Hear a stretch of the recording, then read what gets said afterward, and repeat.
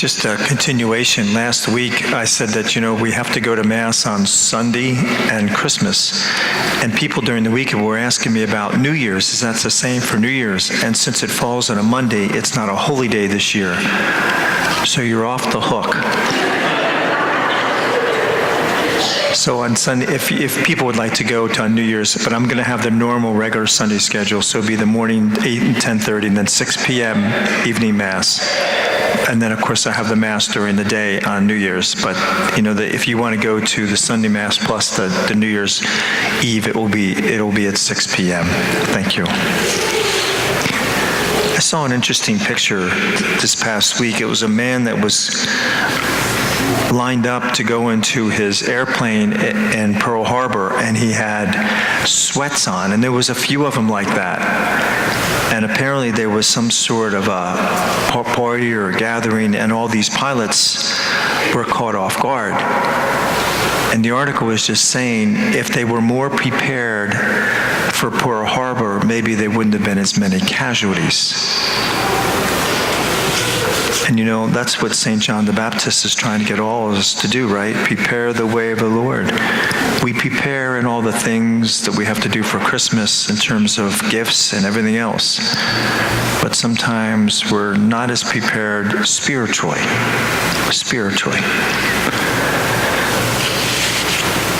It's interesting in today's gospel too, St. John the Baptist talks about Jesus as being what? He was not he came to testify to the, what was that? Somebody said, light, sure. You all heard those words, my friends. I think we're a little preoccupied this morning, aren't we?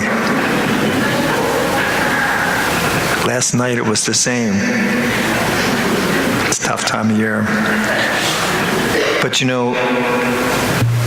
light, we don't often hear Jesus referred to that as the power of light.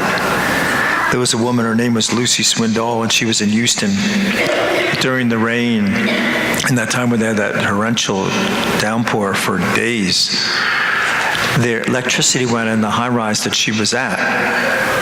And she was stuck in an elevator for well over an hour with 600 people. But when they were going down, there was complete darkness in the elevator. And she said they were in there for about 10 minutes before someone pulled out something from their pocket. Their phone, right? Their phone, and then they would keep their phone on, and they switched it around every 10 minutes or so they wouldn't run out of the battery. But the article was about what it was like in the darkness and what it was like in the light. She said when they were standing there in darkness, she said everybody was so afraid, so tense, and so uncomfortable. And she said as soon as that little light went on, how everyone got more relaxed, more comfortable, less afraid, and more together. And they said, without that flashlight, without any light in that elevator, they would have survived. They would have clearly survived that ordeal. Nobody would have died. Nobody would have hurt. They would have been fine.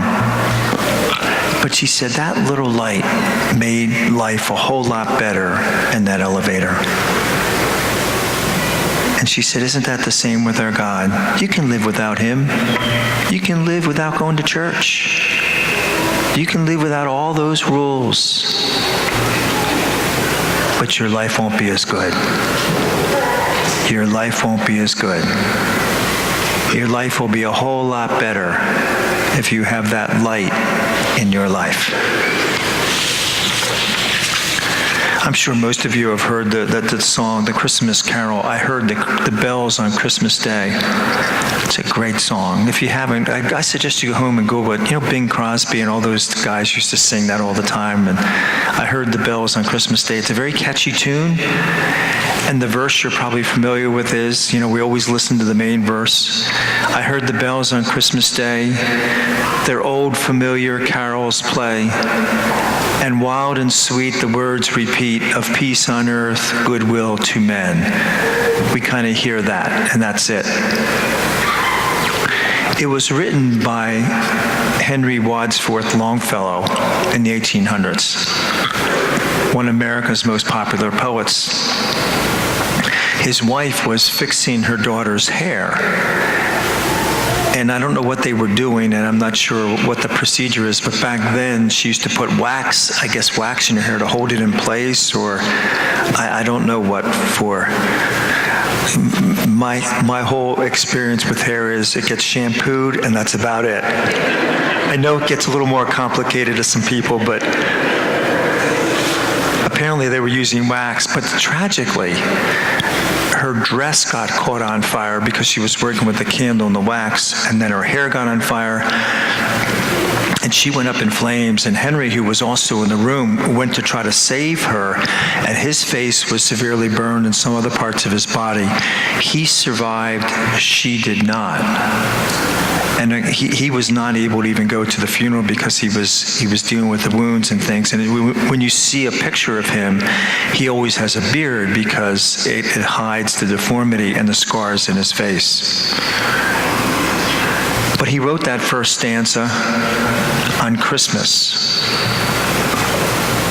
And then he continued to write because he was dealing with the loss of his wife, and then his son went off to the Civil War and got severely wounded. He ended up being okay, but during this whole thing, he wasn't sure if he was going to make it or not.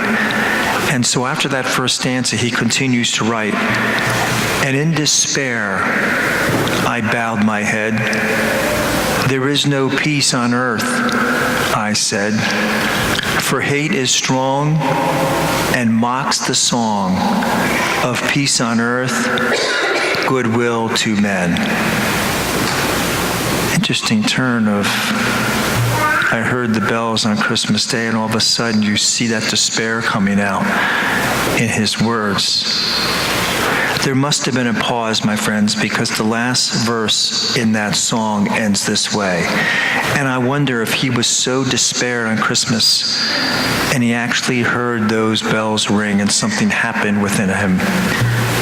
Because he writes, "Then pealed the bells more loud and deep. God is not dead, nor does he sleep. The wrong shall fail, the right prevail. With peace on earth, goodwill to men." I heard the bells on Christmas Day. It's a beautiful song, my friends, and I hope and pray all of you hear those bells on Christmas Day. God bless you.